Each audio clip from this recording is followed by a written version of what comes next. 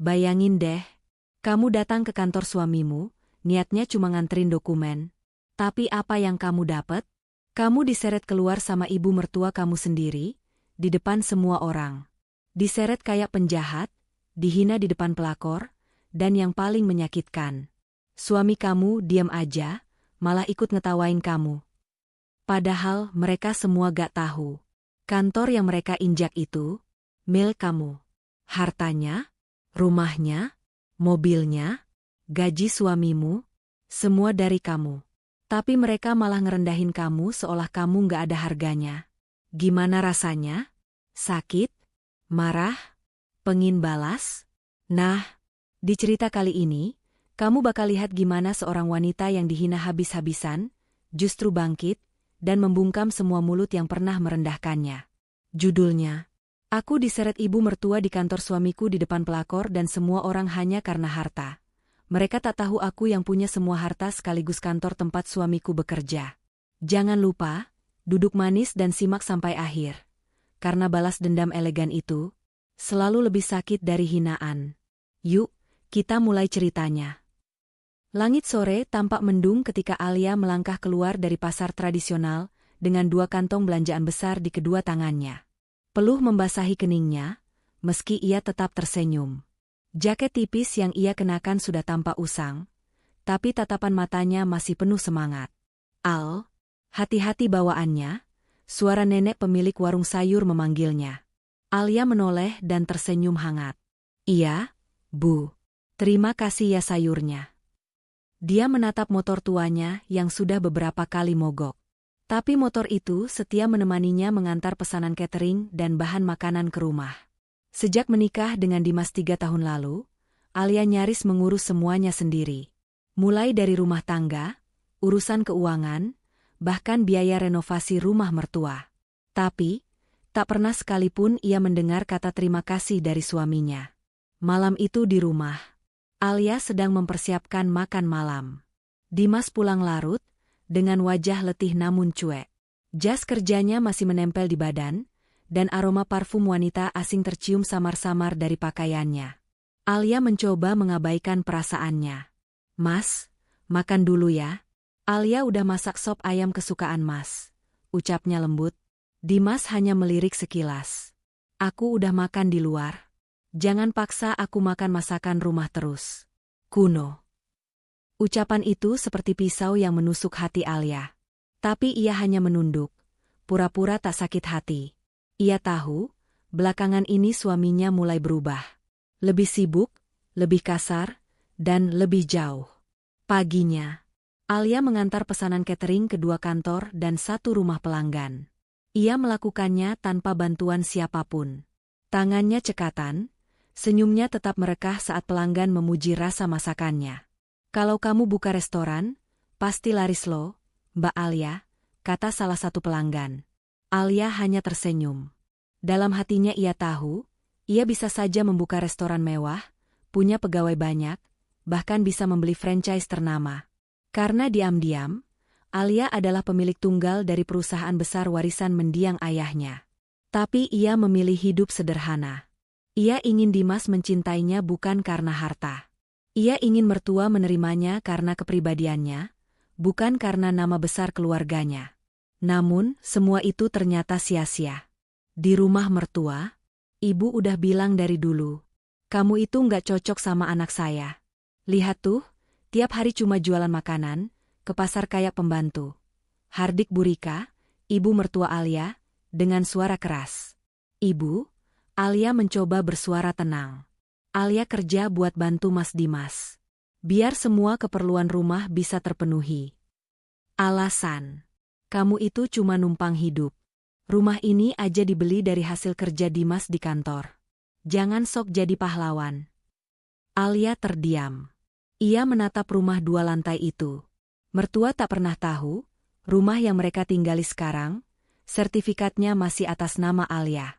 Ia yang membelinya, diam-diam, demi membuat keluarganya merasa nyaman.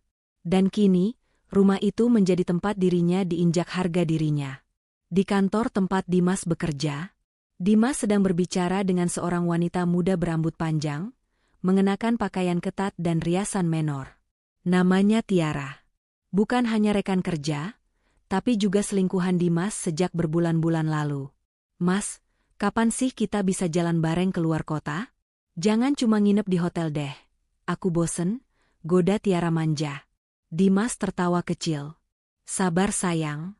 Istriku itu kayak bayangan, selalu ada di belakang. Tapi tenang aja, sebentar lagi aku bebas. Perceraian tinggal nunggu waktu. Tiara tersenyum puas.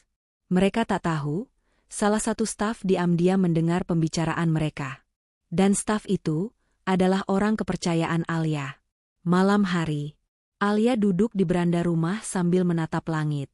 Tangannya menggenggam sebuah berkas yang sudah lama ia simpan. Akta kepemilikan saham mayoritas perusahaan tempat Dimas bekerja. Ia menghela napas.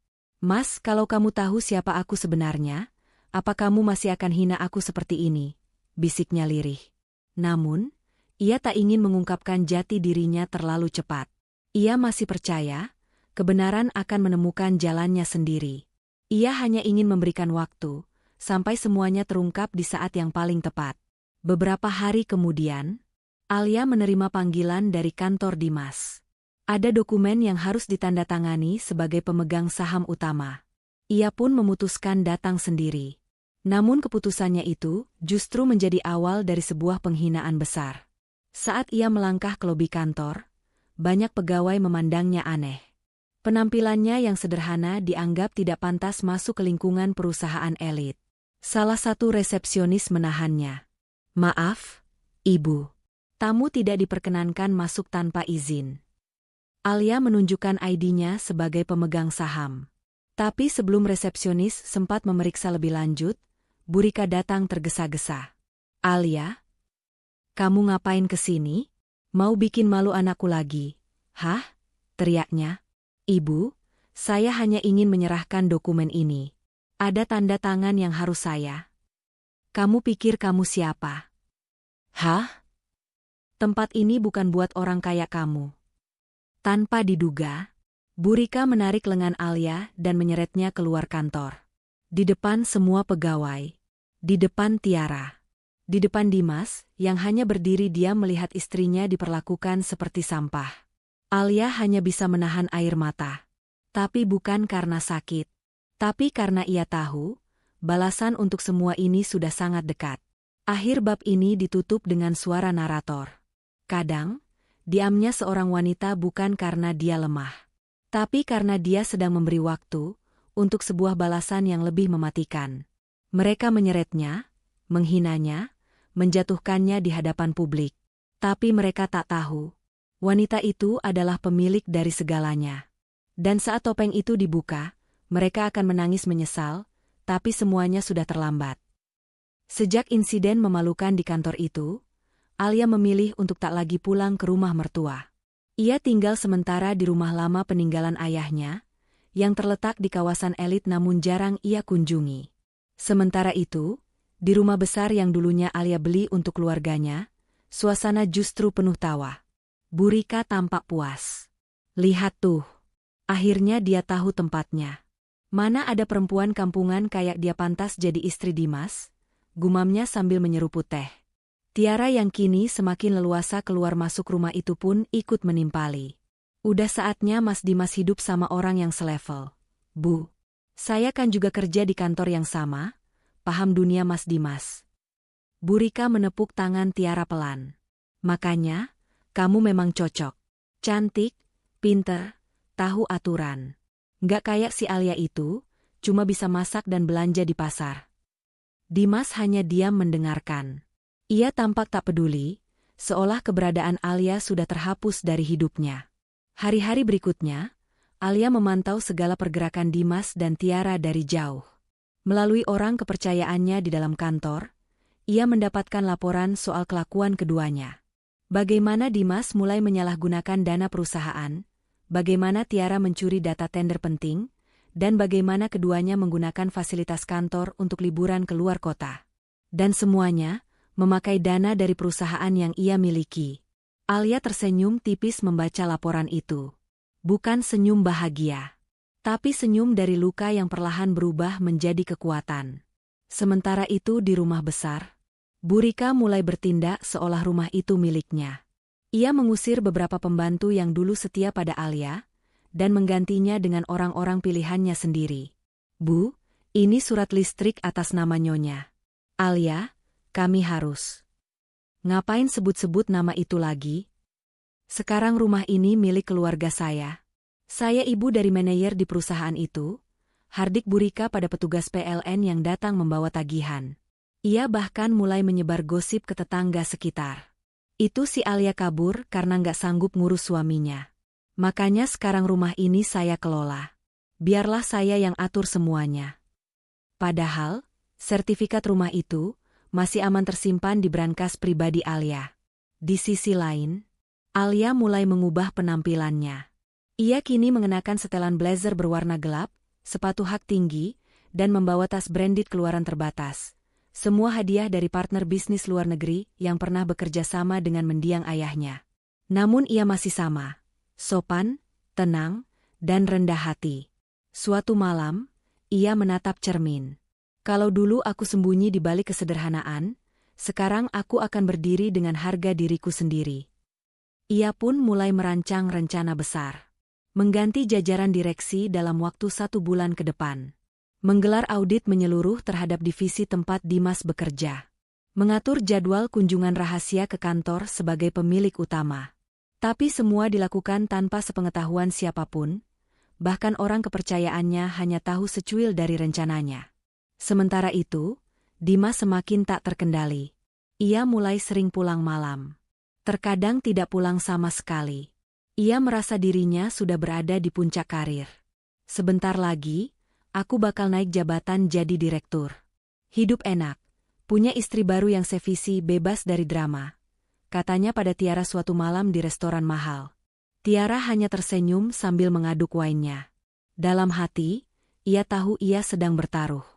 Dimas mungkin punya jabatan, tapi ia bukan siapa-siapa tanpa uang dari perusahaan itu.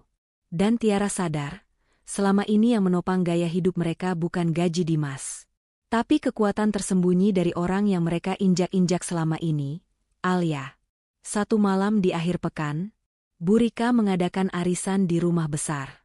Ia dengan bangga menunjukkan seluruh ruangan rumah kepada ibu-ibu sosialita yang datang. Ini kamar utama anak saya dan calon menantuku. Ukurannya 12x10. Kamar mandi pakai bathtub impor dari Italia. Katanya bangga. Tetangganya bertanya, kok surat rumahnya masih atas nama Alia ya, Bu? Wajah Bu Rika langsung berubah. Ia tertawa canggung. Itu salah tulis aja. Nanti juga ganti. Namanya juga dulu masih pakai nama dia. Namun di dalam hatinya, ada kegelisahan kecil mulai tumbuh. Dan kegelisahan itu meledak saat surat dari notaris tiba beberapa hari kemudian. Dengan hormat. Kami memberitahukan bahwa dalam waktu 30 hari ke depan, pemilik sah atas rumah yang Bapak Ibu tempati akan melakukan evaluasi ulang atas perjanjian sewa pakai yang selama ini berlaku secara tidak resmi. Surat itu ditandatangani atas nama Nyonya Alia Permatasari. Bu Rika sontak panik. Ia segera menelepon Dimas. Mas, itu si Alia mau ngusir kita dari rumah. Rumah ini katanya punya dia. Gimana sih? Dimas yang saat itu sedang bersantai dengan Tiara langsung berdiri dari kursi. Apa? Mana bisa? Rumah itu dari uangku semua. Tiara memiringkan kepala, pura-pura polos. Mas yakin itu dari uang Mas? Bukan uang Alia? Untuk pertama kalinya, Dimas merasa cemas. Ia mulai mengingat, setiap cicilan rumah dulu bukan dari gajinya. Tapi selalu, entah datang dari mana. Ia bahkan tidak tahu nama siapa yang ada di balik pembelian rumah itu, karena semua diurus oleh Alia. Keesokan harinya, Alia duduk di kantor pribadinya yang berada di lantai tertinggi gedung miliknya sendiri. Ia menatap jendela besar, melihat langit Jakarta yang mendung. Orang kepercayaannya masuk dan berkata, Bu Alia, tim audit sudah selesai menyusun laporan. Ada banyak penyalahgunaan dana. Dan, nama Dimas serta Tiara ada di daftar teratas. Alia mengangguk pelan. Bagus. Jangan bertindak dulu. Biarkan mereka merasa aman. Kita tunggu waktu yang tepat. Ia menatap keluar jendela lagi, lalu tersenyum kecil. Biarkan mereka naik setinggi mungkin, supaya waktu jatuh nanti, mereka tahu rasanya benar-benar dihancurkan. Sinar mentari pagi menyinari kantor megah tempat Dimas bekerja. Di lobi, para staf mulai berdatangan. Di antara mereka, sosok wanita dengan pakaian ketat, make up tebal, dan langkah percaya diri berjalan memasuki gedung itu. Tiara, wanita yang selama ini hanya teman dekat Dimas, kini makin berani menunjukkan kedekatannya. Ia bahkan tidak segan menyapa staf lain dengan senyum sok ramah. "Hai, Mbak Maya, bajunya lucu ya. Tapi sayang, bahannya kayaknya murahan," katanya sambil tertawa kecil. Maya, salah satu staf lama, hanya tersenyum kecut. Semua tahu siapa Tiara. Dan semua juga tahu, Tiara bukan cuma rekan kerja Dimas, tapi selingkuhannya. Namun tak ada yang berani bicara. Karena semua tahu, Dimas kini punya posisi penting, dan siapapun yang menentangnya bisa kehilangan pekerjaan. Di ruang kerja Dimas, Tiara duduk manja di sofa sambil memainkan rambutnya. "Mas, udah ya pura-pura. Orang kantor juga udah tahu hubungan kita. Kenapa sih nggak langsung aja bilang kalau kita pacaran?" rengeknya. Dimas, yang tengah mengecek laporan keuangan, hanya melirik malas. "Tiara, aku masih belum bisa cerai sekarang. Masih banyak urusan. Apalagi kalau urusan aset, Alia punya kuasa. Aku harus hati-hati." Tiara cemberut. "Masih mikirin dia? Perempuan kampungan yang nggak tahu diri itu? Mas juga kan yang bilang, dia cuma numpang hidup." Dimas menghela napas. "Iya, tapi dia pegang beberapa dokumen penting. Kita harus pintar mainnya." Sementara itu, Alia tengah duduk di ruang kerjanya, menatap laporan dari tim keuangan yang baru dikirim pagi itu. Nama Tiara dan Dimas muncul berulang kali, dalam transaksi mencurigakan, nota palsu, bahkan biaya hotel dan liburan luar kota yang dibebankan ke divisi marketing. Alia memejamkan mata. Tangannya menggenggam pena erat. Bukan karena terkejut, tapi karena amarahnya sudah sampai titik didih. Namun wajahnya tetap tenang. Senyumnya tipis. Biarkan mereka merasa menang dulu. Kembali ke kantor Dimas, Tiara tiba-tiba mendapat ide gila. "Mas, gimana kalau aku ikut acara meeting besar minggu depan? Yang sama para pemilik saham itu." Dimas terkejut. "Kamu? Itu forum penting, Tiara. Isinya pemegang kendali perusahaan. Kamu bukan siapa-siapa." Tiara tersinggung. "Oh, jadi aku bukan siapa-siapa? Padahal kamu sering bilang aku lebih dari istri kamu." Dimas buru-buru meredakan. "Bukan gitu maksudku, cuma jangan bikin masalah dulu. Tapi kalau kamu pengen ikut, ya udah. Tapi jangan ganggu, oke?" Tiara mengangguk manis. Dalam hati, ia sudah menyusun rencana. "Aku bakal bikin semua orang tahu, kalau aku pasangan sah Dimas berikutnya. Biar si Alia tahu diri, dan pergi selamanya dari hidup kami." Hari meeting besar pun tiba. Seluruh jajaran direksi hadir. Pemilik saham dari berbagai kota pun mulai berdatangan. Aula besar kantor dihiasi mewah, dengan peralatan presentasi lengkap. Dan di sudut ruangan, Tiara masuk dengan gaun merah terang, mencolok di antara para tamu yang berpakaian formal. Semua mata memandangnya dengan tatapan aneh. Beberapa berbisik pelan. "Siapa tuh?" "Itu, cewek simpanan Pak Dimas," katanya. "Buset, berani banget masuk ke acara penting begini." Dimas yang melihat dari kejauhan langsung panik. "Tiara, kamu ngapain datang sekarang? Aku bilang jangan bikin ribut." Tiara tersenyum manja. "Mas, aku cuma pengen nemenin kamu. Kan aku calon istri kamu juga, heh." Saat acara dimulai, moderator menyambut para hadirin dan memperkenalkan bahwa hari ini akan hadir seseorang yang akan menjadi penentu arah perusahaan ke depan, pemegang saham utama yang akan hadir secara langsung. Dimas berbisik ke Tiara, "Paling juga orang tua kolot atau pemilik asing. Nggak usah takut. Tiara hanya mengangguk sambil bergaya seolah-olah dirinya nyonya besar. Tiba-tiba, lampu ruangan diredupkan. Pintu utama terbuka. Semua mata menoleh. Langkah sepatu hak tinggi terdengar pelan namun tegas. Seorang wanita mengenakan setelan jas hitam elegan, dengan riasan flawless dan rambut disanggul rapi, melangkah masuk ke ruangan. Para staf terperangah. Para direksi berdiri spontan. Dan yang paling syok adalah Dimas, Tiara, Bu Rika yang ikut menyelinap masuk. Wanita itu adalah Alia. Semua orang berdiri menyambut. Alia hanya menatap ke depan, lalu naik ke podium. Selamat pagi. Perkenalkan, saya Alia Permatasari, pemegang saham utama dan pemilik resmi dari perusahaan ini. Mulai hari ini, saya akan kembali mengawasi langsung seluruh operasional perusahaan. Ruangan sunyi. Tak ada yang berani bicara. Kecuali Tiara. Apa? Kamu? Kamu pemilik perusahaan ini? Nggak mungkin. Kamu itu istri kampungan Dimas. Penjual sayur. Alia menatap Tiara dengan senyum lembut. Iya. Aku memang pernah sederhana. Tapi kesederhanaanku bukan karena aku miskin, tapi karena aku tahu, uang bukan segalanya. Tiara maju, menunjuk Alia. Kamu bohong. Kamu cuma Brak. Bu Rika menampar Tiara dari belakang. Kamu bikin malu. Kamu nggak bilang Alia punya kuasa sebesar ini. Dimas hanya bisa berdiri kaku. Keringat dingin mengucur. Dunia seolah runtuh di depan matanya. Alia menatap Dimas, matanya tajam. Mulai hari ini, kalian semua akan menerima balasan dari apa yang pernah kalian hina dan injak. Dan aku tidak akan diam lagi. Pagi itu, Alia menerima panggilan mendadak dari kantor. Salah satu divisi meminta persetujuan atas kontrak kerjasama dengan mitra besar. Sebagai pemilik saham utama, tanda tangan Alia dibutuhkan langsung. Karena ingin menyelesaikan urusan secepatnya, ia memutuskan datang sendiri. Dengan penampilan sederhana, hanya kemeja putih bersih dan celana hitam rapi, Alia melangkah masuk ke kantor yang dulu menyeretnya keluar.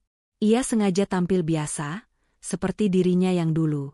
Bukan karena takut, tapi karena ia ingin melihat siapa saja yang masih menghina wajah lama dirinya. Di lobi, seorang resepsionis baru menatapnya dari ujung kepala sampai kaki. Maaf, tamu tidak diperkenankan masuk tanpa janji. Alia menunjukkan ID-nya. Saya Alia, pemegang saham. Ingin ke lantai direksi. Resepsionis itu justru mendelik sinis. Ibu Alia, yang dulu diusir? Heh, yang katanya istri Pak Dimas? Tunggu sini ya, saya panggil atasan dulu. Tak lama kemudian, Bu Rika muncul dengan wajah menyeringai. Dia mengenakan kebaya mahal dan perhiasan mencolok, seolah ingin menunjukkan bahwa dirinya adalah nyonya besar. Kamu ngapain datang ke sini lagi? Hah? Masih nggak tahu malu juga? Alia tetap tenang. Saya ke sini karena urusan pekerjaan, Bu. Bu Rika tertawa sinis. Pekerjaan? Kamu itu cuma mantan istri yang gagal. Mau apa kamu di sini? Bikin malu lagi? Udah cocoknya di pasar, bukan di kantor orang elit begini. Alia menatap lurus. Saya sudah buat janji, dan saya Brak. Tanpa aba-aba, Bu Rika menarik lengan Alia dan langsung menyeretnya keluar dari lobi. Keluar kamu. Gak usah pura-pura punya kuasa. Dasar wanita pemalu, teriaknya. Semua pegawai berhenti bekerja. Mereka menonton. Ada yang merekam diam-diam. Ada yang menertawakan. Tiara muncul dari lantai atas, tersenyum penuh kemenangan. Bu, kenapa gak dari dulu aja dibuang tuh si Alia? Dia memang gak pantas masuk ke tempat ini. Alia terdiam. Ia hanya menatap semua orang. Matanya sayu, tapi tajam. Dimas keluar dari ruangan. Melihat Alia terseret, ia hanya diam. Tak bergerak, tak membela. Malah, ia menoleh ke Tiara dan berkata, "Sudah biarin aja. Dia emang suka bikin masalah." Alia akhirnya terduduk di depan pintu kantor. Pakaian rapi yang ia kenakan tampak kusut. Kakinya lecet. Suaranya tercekat. Tapi ia tidak menangis. Tidak menjerit. Ia hanya diam. Dengan tatapan penuh luka, tapi juga kekuatan. Seorang staf diam-diam menghampiri. Wanita muda bernama Nia, staf keuangan yang selama ini hormat padanya. Bu, saya minta maaf. Saya tahu siapa ibu sebenarnya. Saya nggak berani bantu tadi, tapi saya akan tetap setia. Alia tersenyum kecil. Terima kasih, Nia. Tapi biarkan semuanya berjalan seperti ini dulu.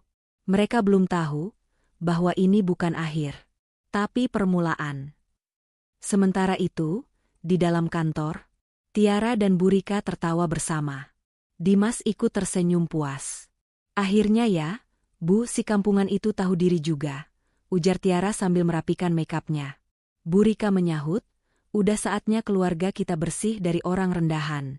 Sekarang tinggal tunggu perceraian, terus kamu nikah sama Dimas. Selesai deh urusan.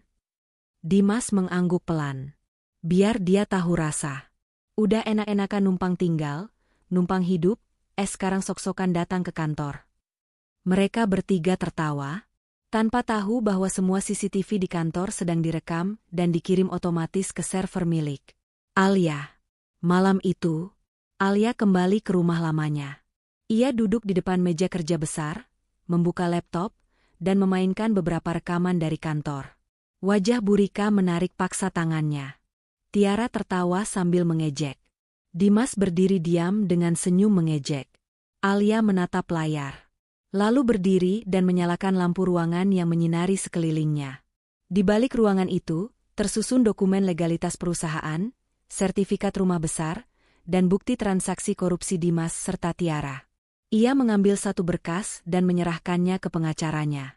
Mulai besok, kita buat mereka tahu siapa sebenarnya yang mereka seret tadi.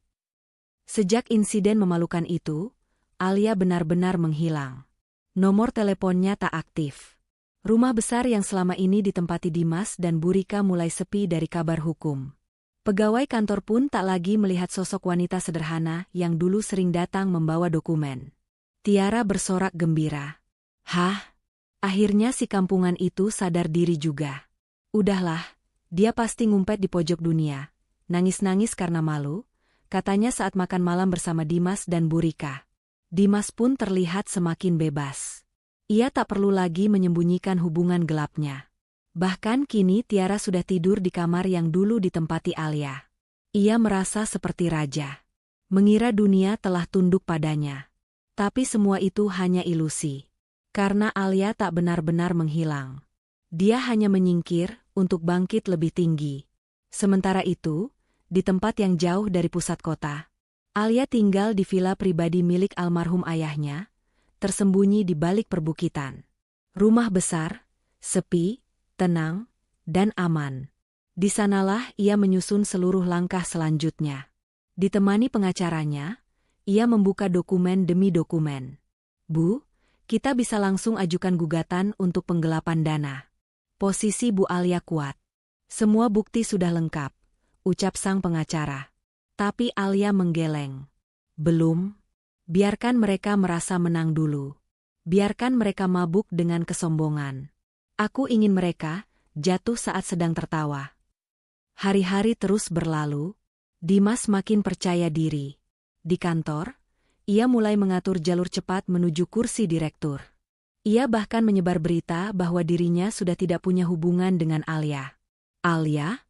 Ah, udah lama pisah. Saya yang kasih dia kehidupan. Tanpa saya, dia bukan siapa-siapa, katanya saat berbicara di forum intern divisi marketing. Tiara pun mulai bertingkah seperti nyonya direktur. Ia memecat staf sesuka hati, memarahi OB hanya karena kesalahan kecil, dan bahkan mengubah ruang kerja Alia menjadi tempat duduk santainya sendiri. Ia bilang, ini dulu ruang istri si Dimas. Sekarang, saatnya istri barunya yang duduk di sini. Tak ada yang berani membantah. Tapi jauh di sudut gedung itu, kamera tersembunyi masih aktif. Dan semuanya terekam. Disimpan langsung ke server pribadi Alia. Suatu malam, Bu Rika mengumpulkan keluarga besar Dimas di rumah besar itu. Ia memasang banner bertuliskan, "Syukuran akhir dari hubungan toksik." Dalam acara itu, semua orang menertawakan Alia. "Kamu lihat, Mas Dimas sekarang jauh lebih bahagia ya. Dulu MAH mukanya kayak kesedot hutang waktu masih sama Alia," ujar salah satu sepupu. "Iya, Alia itu nggak cocok jadi istri pejabat. Wajahnya kampung banget," sambung yang lain. Tawa menggema. Mereka merasa telah membuang sesuatu yang kotor. Padahal, mereka baru saja membuang sumber segalanya. Beberapa hari kemudian, surat resmi dari notaris masuk ke meja Bu Rika. Isinya mengejutkan. "Dengan ini kami informasikan bahwa seluruh properti, kendaraan, aset tabungan, serta saham atas nama Dimas Prasetyo akan dibekukan dalam waktu 7 hari ke depan. Pemilik sah telah mengajukan pembekuan sementara karena penyalahgunaan fasilitas pribadi." Bu Rika panik. "Apa ini? Surat ini palsu, ya?" Dimas yang baru pulang kerja langsung kaget membaca surat itu. "Pembekuan? Tunggu, kok bisa?" Tiara pun meradang. "Mas, gimana ini? Rumah, mobil, semuanya atas nama Alia? Bukannya kamu yang punya?" Dimas memukul meja. "Jangan-jangan ini kerjaan Alia? Gawat, dia balik." Benar saja. Beberapa hari setelah surat itu, sebuah undangan dikirim ke semua direktur, manajer, dan pemegang saham minor. Rapat luar biasa bersama pemilik saham utama, dihadiri langsung oleh Nyonya Alia Permatasari. Kantor mendadak heboh. Semua mulai berbisik. "Bu Alia? Beliau kembali? Bukannya katanya udah cerai? Kok sekarang justru pegang kendali penuh?" Tiara panik. Dimas pucat. Bu Rika langsung nyaris pingsan. Di ruangan mewah villa pribadinya, Alia menatap pantulan dirinya di cermin. Kali ini, ia mengenakan setelan jas berwarna putih tulang, dengan bros berlian di dada dan jam tangan edisi terbatas di pergelangan tangannya. Ia tersenyum kecil. "Mereka pikir aku kalah. Tapi mereka lupa. Aku hanya menyingkir untuk mengatur kemenangan yang lebih indah." Mereka tertawa saat dia menghilang.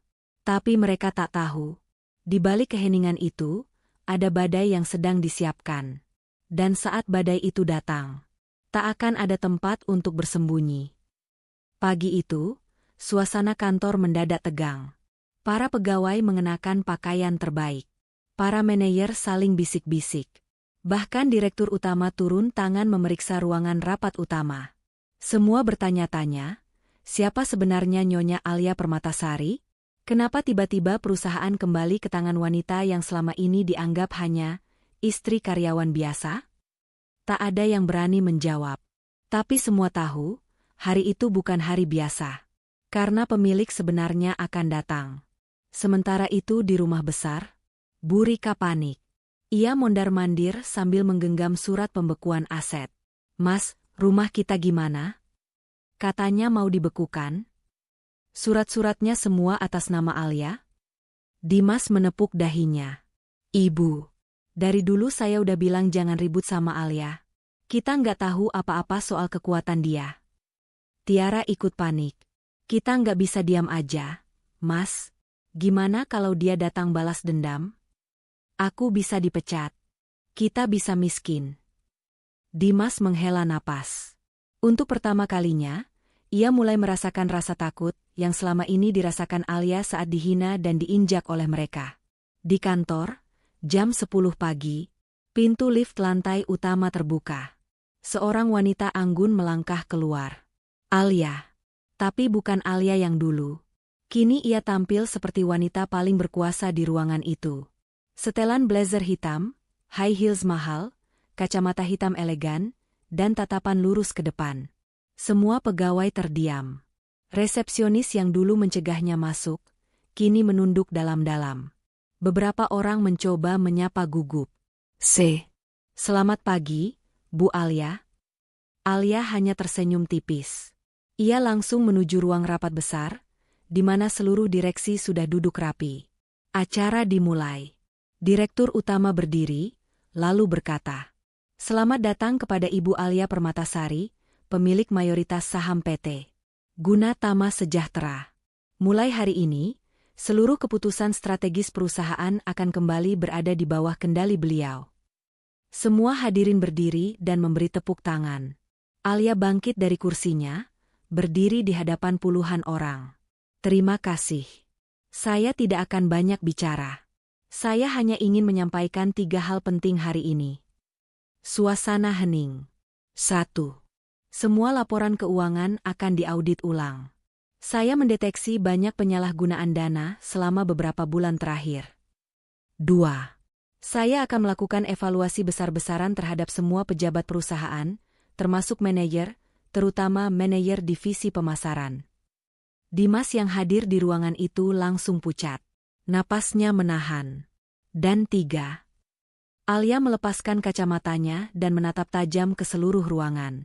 Saya kembali. Dan saya akan mengambil kembali semua yang pernah saya bangun, yang pernah kalian injak-injak. Setelah rapat selesai, para staf langsung berhamburan. Isu bergulir cepat. Bu Alia kembali. Wah, dia ternyata pemilik perusahaan ini. Sementara itu di ruangannya, Alia menerima laporan dari tim hukum. Bu, kami sudah siap keluarkan surat pemecatan. Pak Dimas dan Nyonya Tiara akan segera kami proses sesuai prosedur hukum. Alia mengangguk. Bagus. Tapi sebelum itu, saya ingin beri mereka satu kesempatan terakhir. Saya ingin mereka datang sendiri dan meminta maaf. Di depan semua staf. Kalau tidak, saya akan pastikan hidup mereka berubah. Malam harinya, Dimas menerima email resmi dari perusahaan. Undangan khusus. Dimohon kehadiran Anda dan Nyonya Tiara pada rapat klarifikasi internal atas dugaan penyalahgunaan jabatan, pencemaran nama baik, serta pelanggaran etika profesional. Wajah Dimas memucat. Tiara menangis panik. Mas, dia beneran mau hancurin kita. Dia bukan Alia yang dulu. Dia beda. Dimas hanya menatap layar kosong. Dalam hatinya, ia tahu semua ini akibat dari kesombongan mereka sendiri. Keesokan harinya, aula kantor dipenuhi staf. Sebuah panggung kecil dipasang.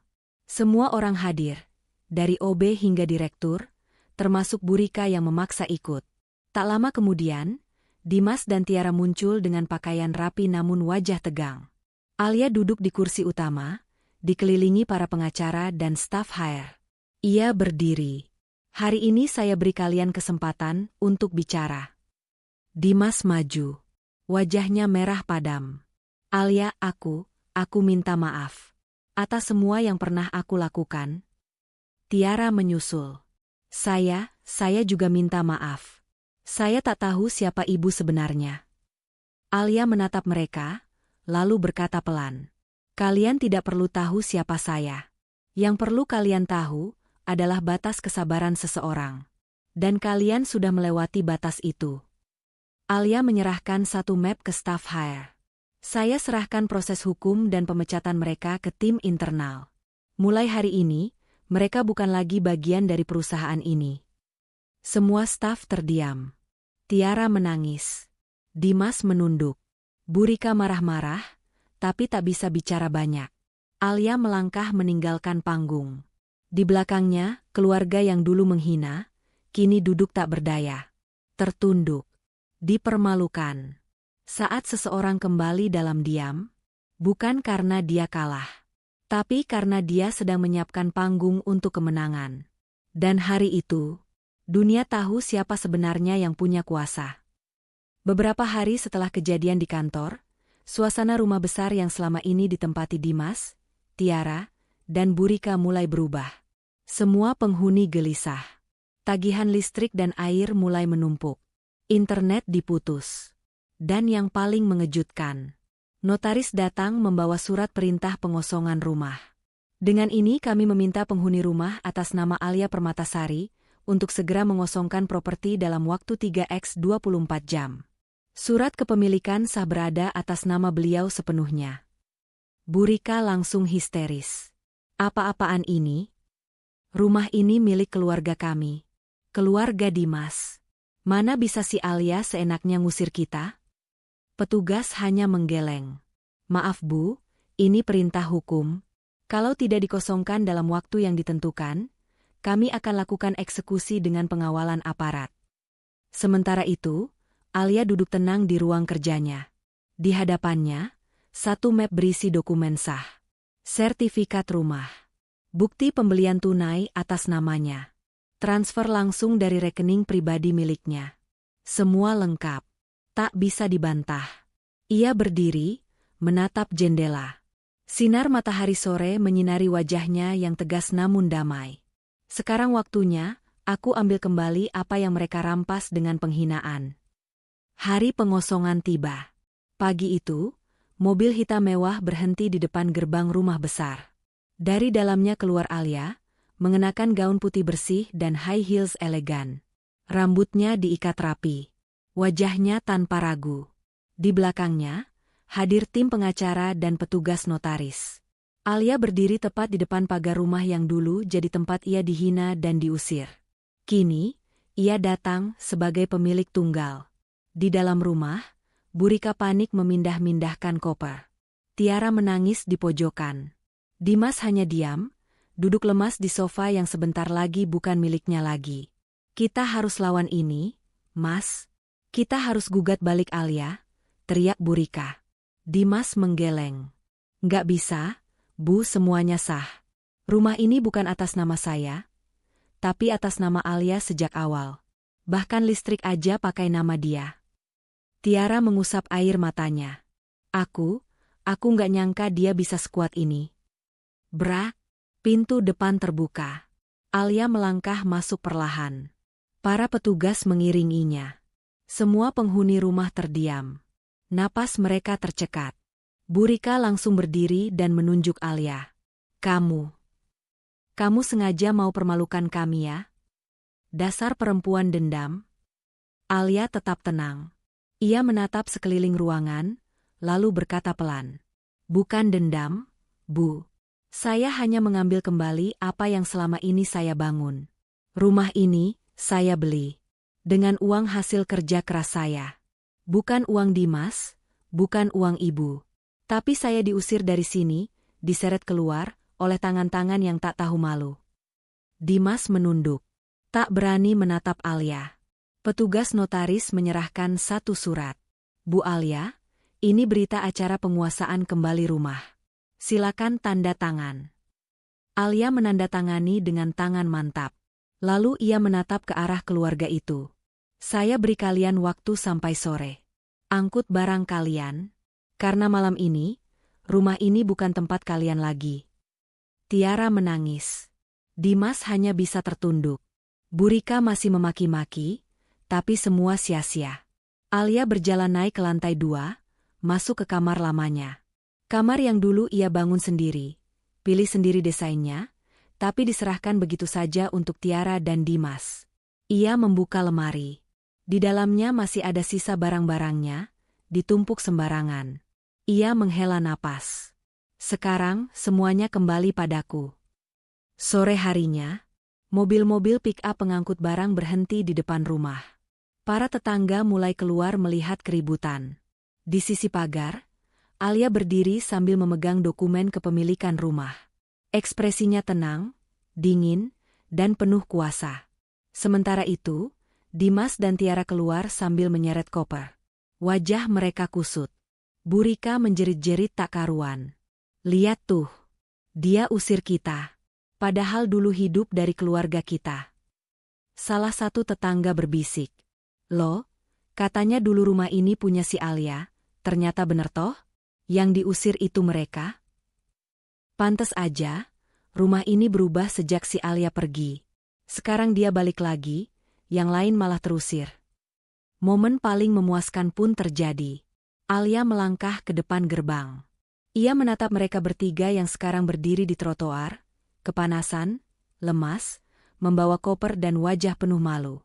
Dengan suara tenang, tapi tegas, ia berkata, "Kalian menghina aku, mengusir aku, menyebutku perempuan kampungan yang tak pantas. Tapi hari ini, kalian keluar dari rumahku dengan tangan kosong. Dan ingat, semua yang kalian banggakan dulu adalah milikku. Dulu dia keluar dari rumah ini dalam hinaan. Kini dia kembali sebagai ratu yang mengambil tahtanya. Bukan dengan amarah, tapi dengan bukti dan kekuatan. Karena saat perempuan bangkit, tak ada siapapun yang bisa menjatuhkannya lagi. Setelah pemecatan resmi Dimas dan Tiara dari perusahaan, dan rumah besar kembali ke tangan Alia, hidup mereka benar-benar mulai porak-poranda. Hari-hari Dimas berubah drastis. Dulu ia pergi ke kantor pakai mobil mewah, kini hanya naik motor pinjaman milik teman lama. Ia sudah kirim puluhan lamaran kerja, namun tak satu pun yang diterima. Bahkan mantan anak buahnya kini ada yang menjadi atasannya di tempat lain. Salah satu HR bahkan berkata terang-terangan, "Kami tidak bisa merekrut kandidat dengan catatan etik yang viral dan berhubungan dengan penyalahgunaan jabatan serta pelecehan personal. Maaf, Pak Dimas." Tiara mulai merasakan penghinaan. Tiara yang dulu jadi nyonya muda, kini berjualan online barang-barang bekas miliknya. Tas branded, sepatu mahal, baju pesta, semuanya dijual pelan-pelan untuk makan sehari-hari. Tapi tetap saja, tak cukup. Bahkan, teman-teman arisan dan geng sosialitanya memblokir kontaknya satu persatu. Aku malu keluar rumah, Mas. Semua orang tahu aku pelakor yang diusir dari rumah milik istri sah. Mereka hina aku di komentar tiap hari. Tiara hanya bisa menangis, sambil menatap feed Instagram Alia yang kini penuh dengan penghargaan, seminar bisnis, dan foto-foto kemewahan. Bu Rika kehilangan Gezi. Di rumah kontrakan sempit, Bu Rika mulai sakit-sakitan. Kesehariannya hanya berteriak menyalahkan Dimas dan Tiara. Gara-gara kalian. Lihat hidup kita sekarang. Kita dulu tinggal di rumah besar, punya pembantu, mobil 3. Sekarang, makan aja nunggu kasihan tetangga. Tapi tak ada yang membalas. Karena semua sudah tahu. Semua ini akibat dari kesombongan dan keserakahan mereka sendiri. Alia mulai gerak di balik layar. Sementara itu, Alia tidak tinggal diam. Ia memperluas bisnisnya ke bidang pendidikan dan pemberdayaan perempuan. Ia mendirikan yayasan baru. Yayasan Permata Hati untuk perempuan terluka, agar bangkit dan bersinar. Ia menggelar talk show perdana secara nasional. Acara itu disiarkan langsung di televisi dan YouTube, disaksikan ratusan ribu orang. Salah satu bagian pidatonya viral. "Saya pernah dihina karena penampilan saya. Diseret keluar dari kantor saya sendiri. Diusir dari rumah yang saya bangun. Tapi hari ini, saya tidak membalas mereka dengan kemarahan. Saya memilih membalas dengan keberhasilan." Video itu ditonton oleh Dimas, Tiara, dan Bu Rika dari TV pinjaman di rumah kontrakan. Tak ada kata yang keluar dari mulut mereka. Hanya sunyi dan rasa malu yang menusuk dada. Kembalinya orang-orang yang pernah merendahkan Alia. Beberapa orang yang dulu menertawakan Alia kini mendekat lagi. Salah satu mantan rekan kantor mengirim pesan. "Bu Alia, saya minta maaf dulu ikut-ikutan menghina Ibu. Kalau ada kesempatan, saya ingin bekerja kembali dan menebus kesalahan saya."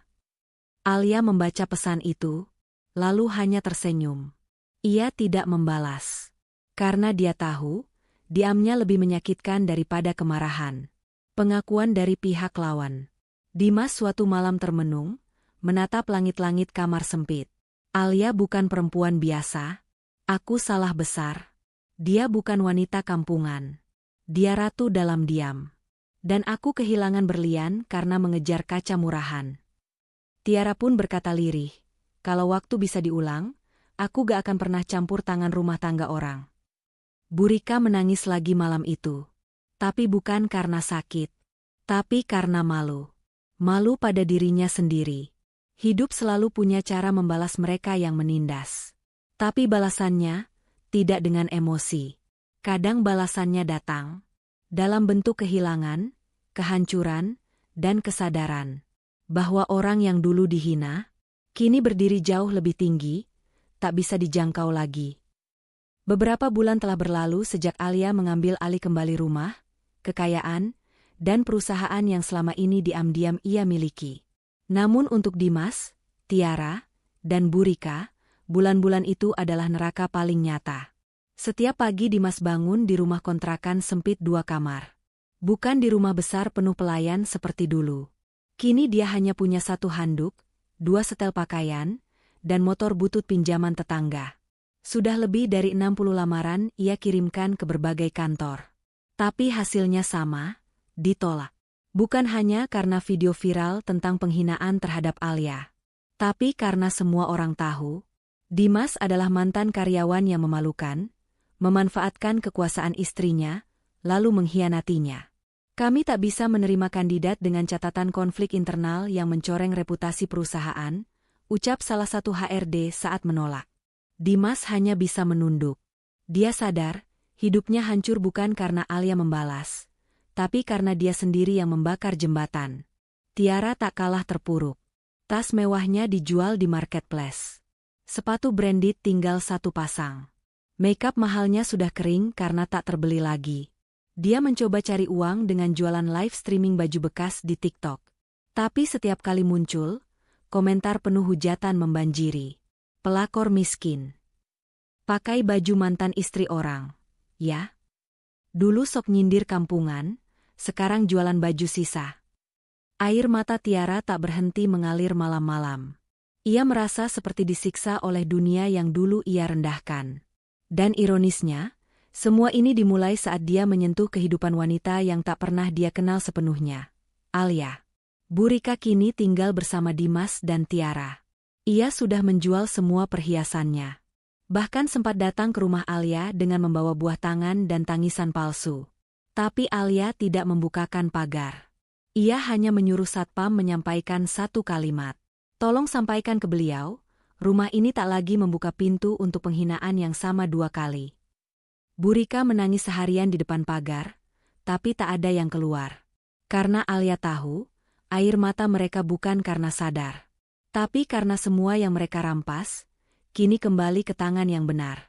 Sementara itu, Alia menjadi tokoh nasional.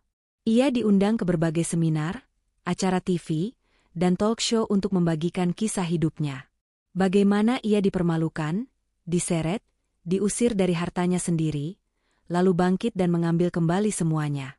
Di satu acara TV terkenal, ia berkata, "Saya memilih diam ketika diseret. Saya memilih tenang ketika diusir. Karena saya percaya, diam seorang wanita bukan berarti lemah. Tapi karena ia sedang mengumpulkan kekuatan untuk bangkit." Studio hening. Kemudian berdiri dan tepuk tangan bergema. Nama Alia kini disejajarkan dengan pengusaha besar, motivator wanita, dan pemilik jaringan bisnis nasional. Suatu malam, Alia mengadakan gala dinner di Hotel Bintang 5 untuk meluncurkan yayasan barunya. Permata Hati, memberdayakan perempuan terluka menjadi pemimpin masa depan. Di acara itu, hadir pejabat, artis, CEO, dan ratusan tokoh wanita. Semuanya berdiri memberi penghormatan saat Alia naik ke panggung. Ia mengenakan gaun putih mutiara, senyumnya tenang, matanya bersinar penuh percaya diri. Namun, di luar hotel, berdiri 3 sosok dalam bayang-bayang, Dimas, Tiara, dan Bu Rika. Wajah mereka lusuh. Pakaian mereka sederhana. Mereka melihat ke dalam dari balik kaca, hanya bisa menonton wanita yang dulu mereka sebut kampungan. Kini berdiri megah di panggung yang tak akan pernah bisa mereka jamah. Tiara menangis. "Mas, itu seharusnya aku yang di sana, bukan dia." Dimas diam. Sementara Bu Rika duduk di trotoar, memeluk tas kain bekas dan bergumam. "Aku salah. Aku pikir dia hanya istri biasa, ternyata dia ratu yang kami tendang keluar." Malam itu, Alia duduk di ruang kerjanya. Ia memutar ulang video di laptop. Saat dirinya diseret oleh Bu Rika, Tiara tertawa di depan semua pegawai. Dimas berdiri diam, tak membela.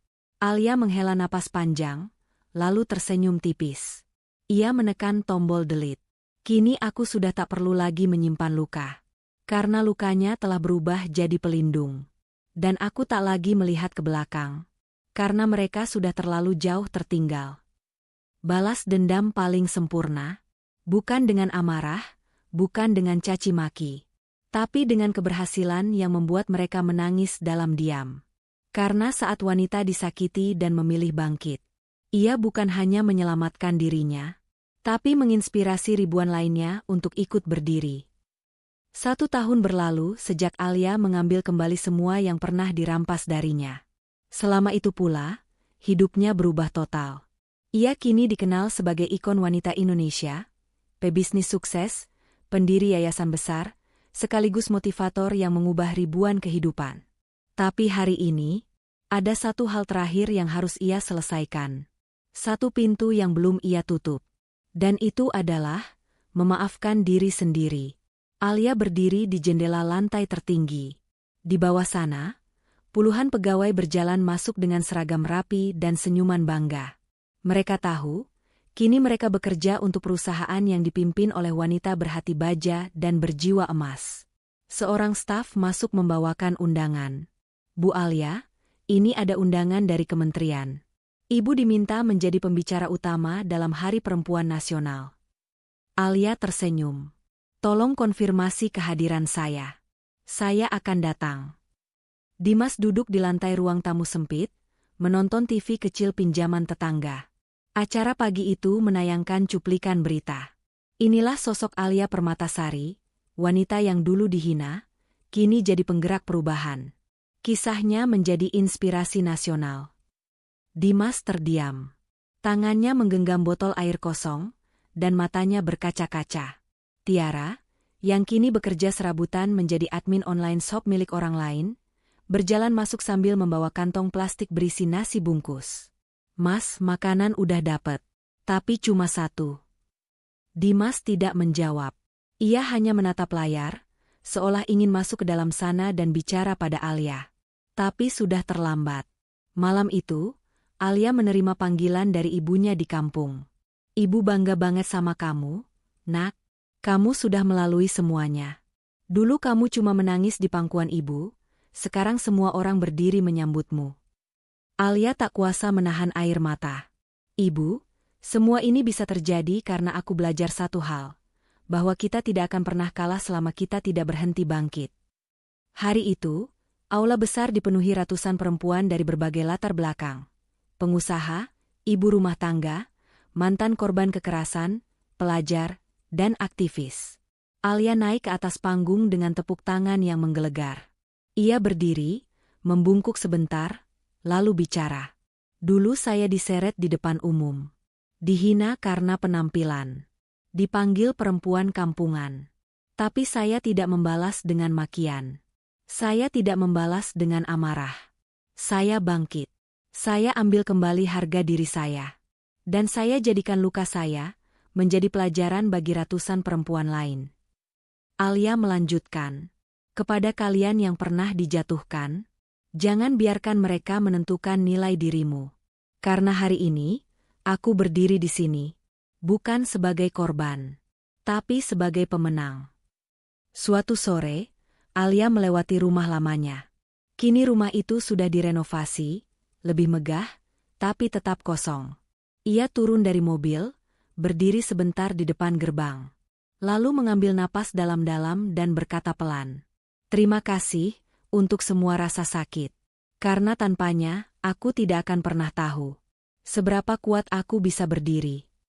Ia lalu berbalik dan melangkah pergi. Meninggalkan semua kenangan.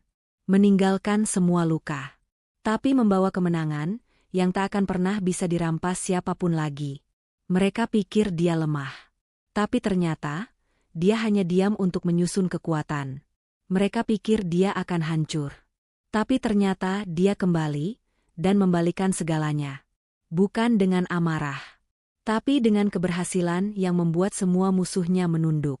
Inilah balas dendam paling elegan. Bukan dengan membalas, tapi dengan menjadi jauh lebih tinggi dari mereka semua. Jangan pernah remehkan wanita yang kelihatannya sederhana, karena bisa jadi dia pemilik segala